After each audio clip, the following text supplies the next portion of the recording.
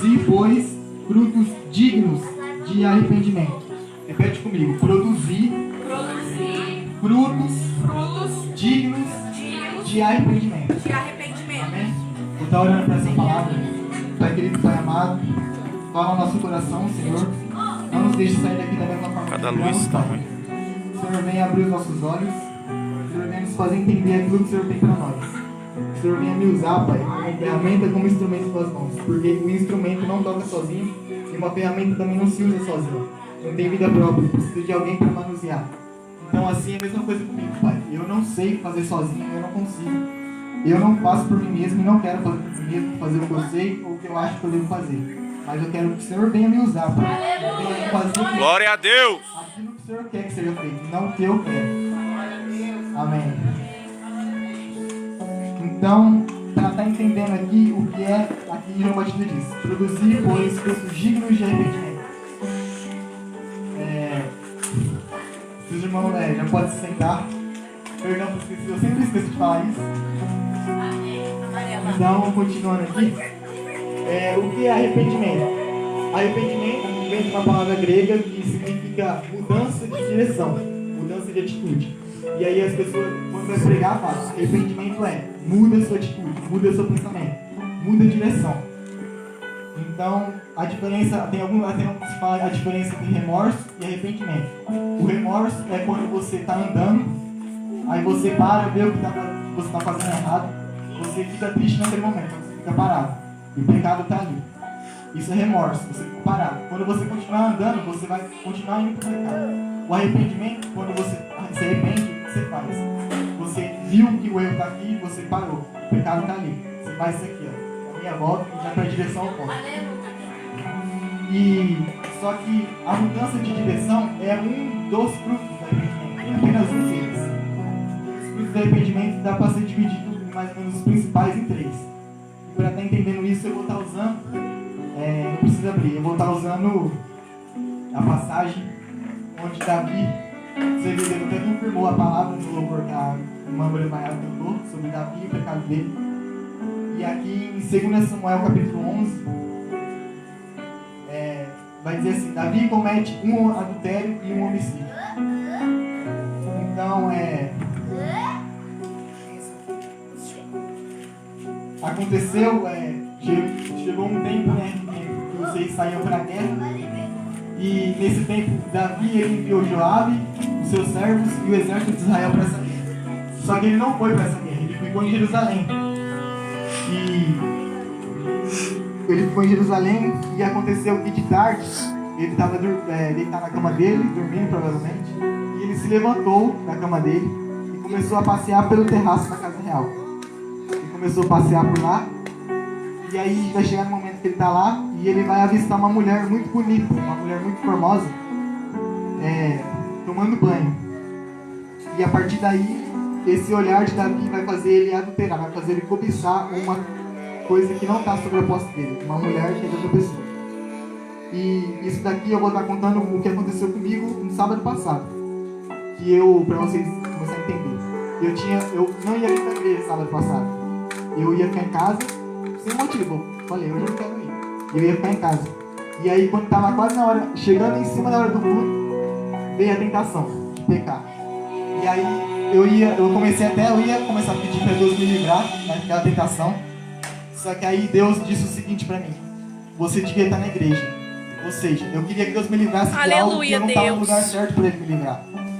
Então, eu acabei, em cima da hora, eu acabei mudando de ideia e vim para a igreja. Me livrar da tentação. Então, Davi, o que ele fez foi o seguinte: ele ficou no lugar errado. Ele devia estar na guerra, só que ele não foi para a guerra. Ele ficou em Jerusalém, foi tentado e acabou pecando. Aleluia. E então, ele vai ver essa mulher, ele vai listar ela, e então ele vai perguntar por ela. Ele vai chegar e vai falar.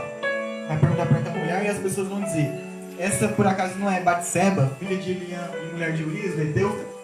Então Davi, ele vai mandar mensageiros para ir trazer aquela mulher até ele.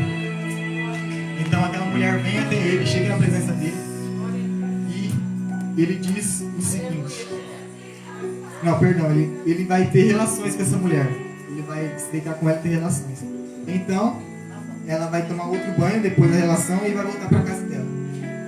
quando essa mulher ela vai embora para casa dela, depois de um tempo, ela percebe que está grávida. E então ela faz Davi ficar sabendo. Ela fala: olha, estou grávida. Então Davi vai começar a ficar desesperado, vai pensar: vixe, o que eu fiz? Então Davi ele vai enviar mensageiros até Joabe para mandar trazer e vai falar: mande até mim Urias, o Eteu. Então Urias viaja, talvez por dias ou horas, não sei, provavelmente dias, e chega até Davi. Então, o que vai acontecer? Davi ele vai perguntar o seguinte para Urias: como está Joabe? Como está a guerra? Está tudo bem lá? Ele vai começar a dar uma disfarçada. E então ele vai continuar dizendo: vai até a sua casa e lava os seus pés. Então Urias vai sair da presença de Davi e junto com ele atrás ele vai à iguaria do rei. Só que ele não vai para casa dele, ele se deita à porta da casa real e fica lá. Então eles vão falar a Davi: olha, Urias não foi para casa dele. Então Davi vai lá questionar ele e vai falar: você não veio de uma longa viagem? Por que você não foi para sua casa?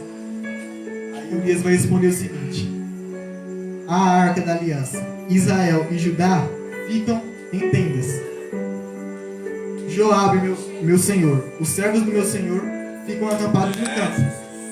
E por que eu iria para minha casa para comer, beber e ter relações com a mulher? Aleluia! Ou seja, ele era fiel. Aleluia, Jesus. E então ele continua dizendo: pela tua vida e pela vida da tua alma não farei tal coisa. Ou seja, ele jurou pela vida de Davi e pela alma dele que ele não faria isso. A fidelidade dele era tão grande que ele não fez isso. Então Davi viu que não tinha jeito, que ele não ia mesmo para casa dele. Então aí o que ele vai fazer? Ele vai convidar Urias para ficar com ele aquele e o dia seguinte, que no dia seguinte ele iria partir. Então ele diz: fica comigo hoje e amanhã te deixo partir. E eles ficam juntos. Urias fica esse dia e o dia seguinte. Então Davi vai cear junto com ele. Eles vão comer, vão beber e ele vai acabar ficando bêbado.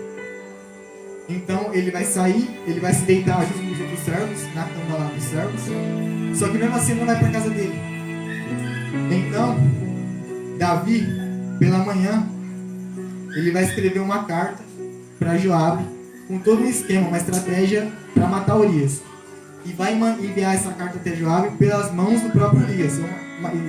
Imagina, você, a fidelidade dele, ele era tão fiel, tão leal, que ele nem no meio do caminho ele parou para abrir a carta e para ler. Se ele tivesse feito isso, ele teria que estar na própria morte. Glória! Só que não, ele levou durante dias de viagem uma carta nas mãos dele, onde nessa carta teria todo um esquema para tirar a própria vida dele. Então Joabe ele observou bem a cidade, colocou Urias num lugar de frente, porque naquela época, quando tinha as guerras, os mais valentes ficavam na frente, os mais fortes, porque aí depois, quando eles iam se cansando, os mais fraquinhos estavam atrás e ia continuando. Então os mais fortes, como eles começavam com força, vinha na frente. Então ele colocou Urias na frente, sabendo que ali ele poderia morrer mais rápido, mais fácil, porque geralmente o de trás conseguia escapar. Então ele vai colocar Urias numa posição que ele sabe que ele vai acabar morrendo. Então os homens vão sair da cidade para essa guerra. E aí alguns vão acabar morrendo. Vão morrer servos, vão morrer o povo do exército e vai morrer também Urias. Então Joabe ele vai enviar até Davi um mensageiro dizendo o que aconteceu naquela guerra. Só que ele sabia que Davi ia ficar bravo porque eles se aproximaram muito. E Davi ele ainda vai dizer aqui: quem feriu Abimeleque, filho de Jerubessete? Não lançou uma mulher sobre ele do muro um pedaço de uma corredora de que morreu em Tebes? Por que você chegasse ao muro? Então ele diz assim: se ele ficar bravo e falar essas palavras, você diz assim: Urias também morreu. Então o mensageiro vai, conta para Davi o que aconteceu na guerra. Davi fica bravo por eles terem chegado muito perto, porque se eles não tivessem chegado tão perto, nem tanta gente teria morrido. Só que ele vai dizer: Urias, seu servo, ele também morreu. Então Davi ele já vai dar uma tranquilizada dentro dele, que ele vai dizer, o mensageiro: diga para Joabe que está tudo bem, para ele não se preocupar, porque nunca se sabe quem vai morrer numa guerra. Então ele fica contente por ter dado certo por Urias ter morrido, porque ele já estava um peso a menos para ele lidar. Ou seja, aqui ele diz isso ao mensageiro: E então, a mulher de Urias, quando ela fica sabendo que o marido dela morreu, ela vai lamentar por ele, vai chorar e vai ter os dias de luto.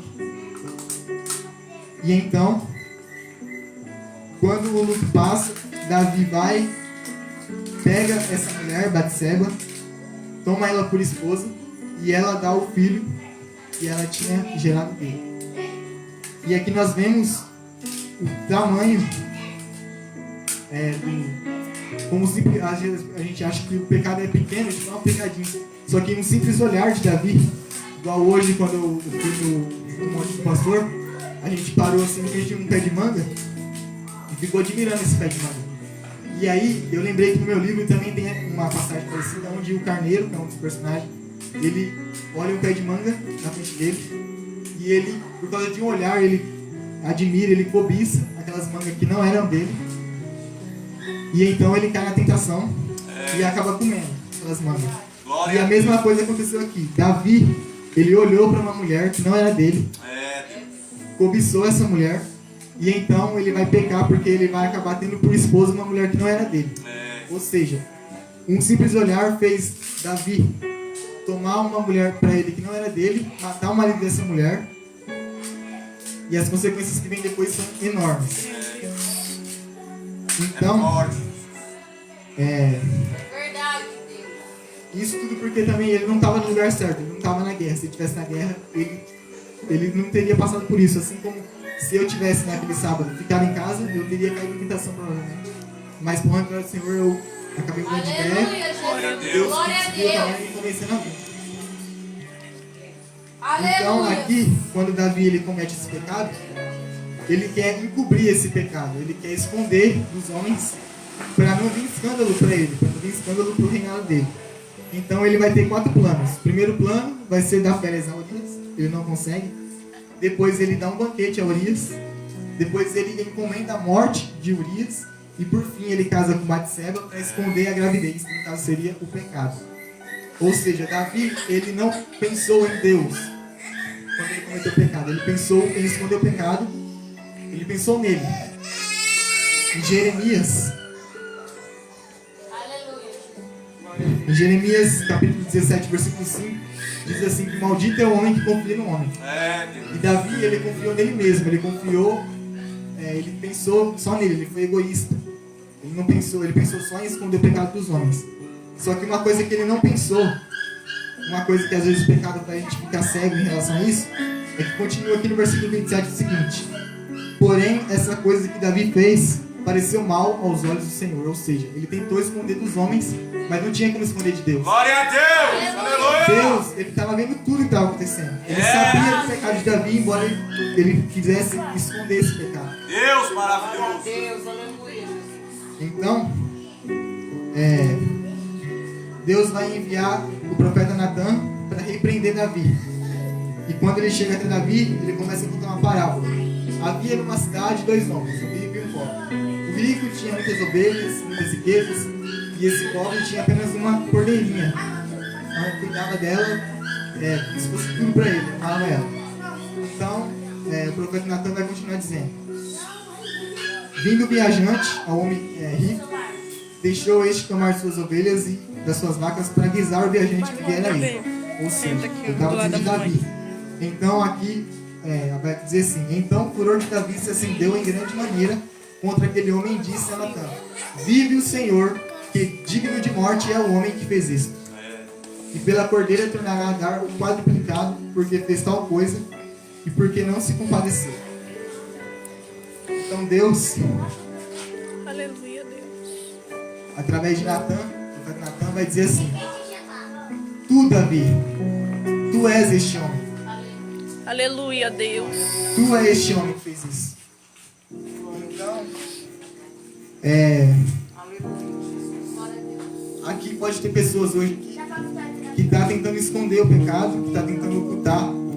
Só que o que Deus manda dizer é o seguinte: uma hora Natan vai aparecer. Uma hora João Batista vai aparecer. Porque a palavra de Deus diz em Mateus capítulo 10, versículo 26: não há nada encoberto que não haja de ser revelado, e nada é oculto que não haja de se saber. Aleluia.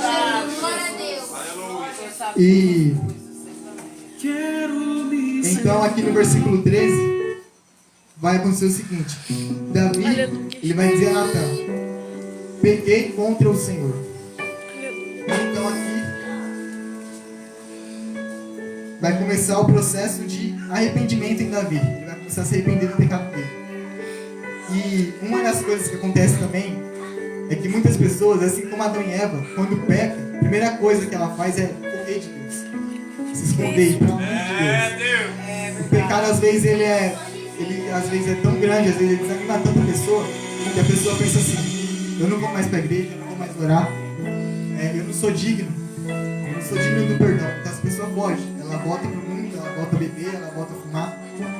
Só que Davi, ele fez diferente. Ele percebeu que sozinho ele não podia fazer nada. Aleluia, Deus. Ele ia continuar sofrendo. E ele sabia que a consequência do pecado era aquela, que não ia tudo que vai vir depois. Ele sabia que não tinha que mudar isso. Só que então ele vai fazer o seguinte: ele vai se aproximar de Deus. Ele vai se chegar para perto de Deus e pedir perdão por tudo que ele fez, porque ele vai começar a se arrepender. Aleluia. E Aleluia, Jesus. em Salmos capítulo 51, é onde Davi vai escrito aqui: Davi confessa o seu pecado, suplica o perdão e roga a Deus que lhe renove o espírito neto. Então Davi vai começar a dizer: tem misericórdia de mim, ó Deus, segundo a tua benignidade. Apaga as minhas transgressões, segundo a multidão das tuas misericórdias. Lava-me completamente da minha iniquidade e purifica-me do meu pecado, porque eu conheço as minhas transgressões e o meu pecado está sempre diante de mim. Glória a Deus. Aqui vai vir o primeiro fruto do arrependimento. O primeiro fruto que o arrependimento gera em nós é o reconhecimento. Davi, aqui nesse versículo 3, ele diz: porque conheço as minhas transgressões. Eita Deus. Ele reconhece o que ele fez, ele reconhece o pecado dele. Fala, Jesus. Ele reconhece que o que ele fez era ruim, que o que ele fez era contra Deus. Aqui no versículo 4, Aleluia, Deus. ele vai reconhecer, ele vai dizer: contra ti somente pequei, e fiz o que a teus olhos é mal, para que seja justificado quando falares e puro quando julgares. Ou seja, ele sabia que não tinha justificativa para ele, não tinha desculpa, falar: eu errei porque isso ou porque aquilo. Ele reconheceu que o que ele fez foi errado, ele reconheceu que diante de Deus não tem como se justificar, que o que ele fez era contra Deus. Aleluia, Jesus. Ele reconheceu que não tinha nenhuma, como pode dizer, nenhuma justificativa, nenhuma desculpa para dar, igual muitas pessoas dão. Eu pequei porque eu não aguentei, foi muito forte. Eu pequei porque aquela pessoa fez isso comigo, eu acabei pecando. E ele reconheceu que o que ele fez contra Deus. Ele não falou: Batseba me seduziu e eu pequei. Ele disse: eu pequei contra ti, eu. Então, no versículo 5, ele vai dizer: eis que em iniquidade fui formado e em pecado me concebeu minha mãe. Aqui ele vai reconhecer que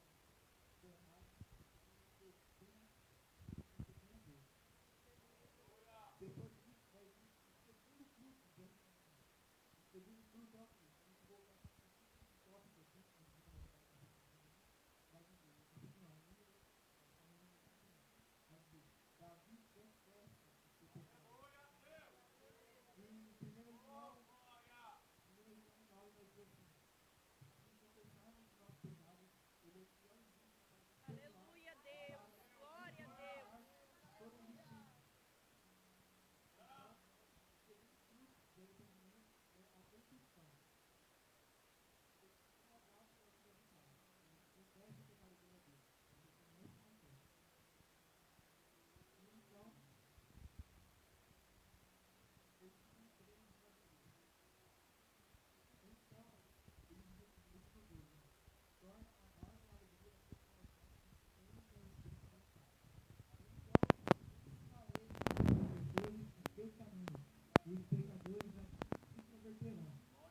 Aqui vem o terceiro fruto de arrependimento, e o mais conhecido, que é ter uma nova atitude para com Deus.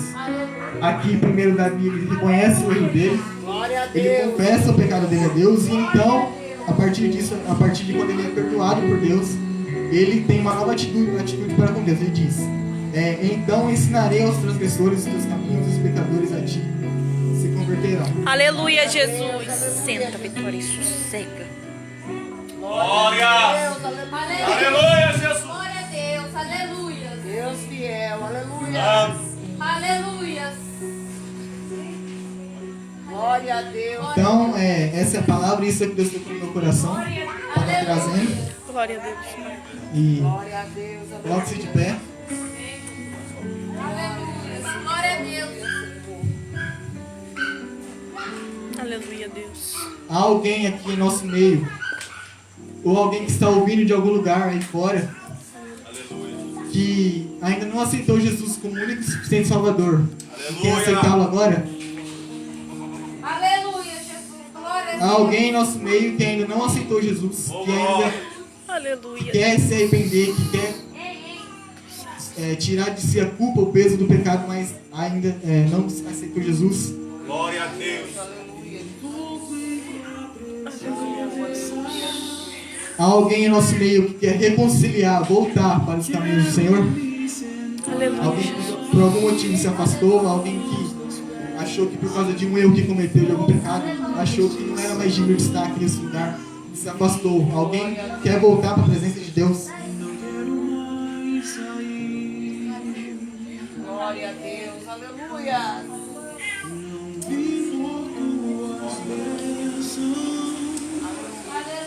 Glória a Deus. Vou estar fazendo uma oração aqui, peço que feche seus olhos, coloque a mão no seu coração.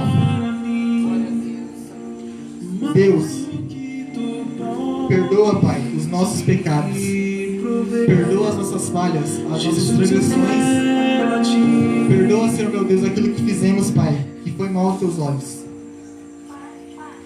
Perdoa, Senhor meu Deus, aquilo, Pai, que fizemos contra Ti, Pai, contra Ti somente.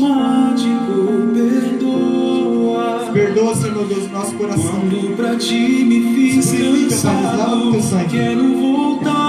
Perdoa, Pai, os nossos pensamentos. Perdoa, Pai, os maus desejos. Perdoa, Pai, o nosso olhar. Perdoa as coisas que nós ouvimos ou que nós falamos que nos levou a pecar contra Ti, Senhor. Pai, nos ajude hoje, Senhor, Pai. Tira de nós, Senhor meu Deus, o peso da culpa do pecado, Pai. Quando esqueci que Nos ajuda, Senhor meu Deus, a melhorarmos, Pai. Ajude-nos a sermos pessoas melhores em tudo, em todos os aspectos. meu coração a ti. Nos ajude a se arrependermos verdadeiramente, Pai, instantaneamente. Envolto em tua Nos ajude, Senhor, a presença. produzir os frutos dignos de arrependimento.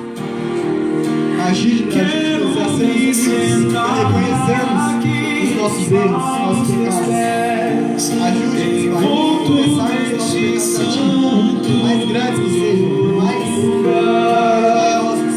Não quero Ajude-nos, Pai, mais sair. a termos uma nova atitude para os Sai, Varela. Ajude-nos a Sai, mudar. sai, sai. Vim por tua Em nome de Jesus, Pai, eu te peço, Senhor, e te agradeço. Em nome do Pai, do Filho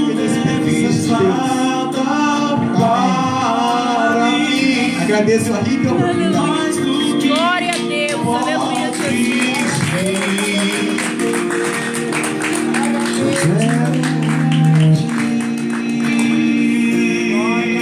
Aleluia. Estenda as tuas mãos para cá. Senhor, nada mais, hoje o Senhor tocou, meu Deus, de uma forma sobrenatural. nada mais aqui. Jesus, eu quero Assim como Moisés, meu Pai, fez com Josué. nada mais, Assim como Moisés, meu Pai, confiou em Josué, Senhor. nada mais. Ainda mesmo, meu Pai, que seja menino, Jesus, eu quero ainda mesmo que ainda não é um obreiro, não é um evangelista, não é um presbítero, não é um diácono, não é um pastor auxiliar, mas eu confio no Edro de Guilherme. A responsabilidade da igreja, Jesus, o caminho, a verdade e a vida. Meus olhos poderem contemplar os anjos que estão, meu Pai, em nosso favor nesta noite. E essa é a primeira de muitas pregações que o Senhor vai usar este jovem, Senhor. E através dele muitas almas vão chegar a teus pés, Jesus. E através, meu Pai, da pregação dele, pessoas vão ser batizadas com o Espírito Santo. Eu agradeço pela vida do Edro de Guilherme, Senhor. Continua usando ele poderosamente. Poderosamente, Senhor. Abençoe ele em nome de Jesus. As palmas louvam o Senhor. Um abraço. Aleluia, Jesus.